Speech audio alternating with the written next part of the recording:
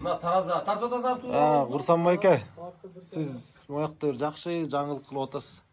Көпчүлүгүбүздүн эле сарайларыбыз албетте Сакманда турган сарайыбыз башка. Сакманда сарай мына. Бирок могул жерде өтө индивидуальный подход болуп тур да.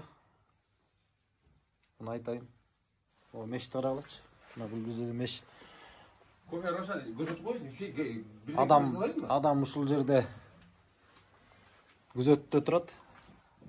Мону жагып коет дагы эле.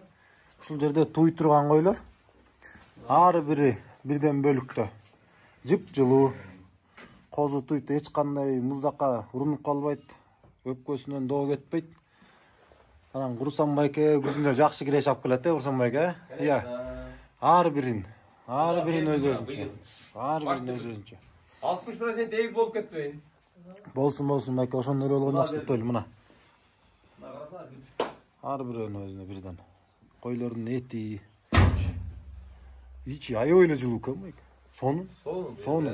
Мен эле козулар уктайт да. Козулар астыдагы жакшы жылуу болсо, үстү да жылуу болсочу, эмген сүтү жакшы сиңет да. Муздак болуп калса эле бүттү, ирийт. Козу ооруйт. Өпкөгө сук тиет.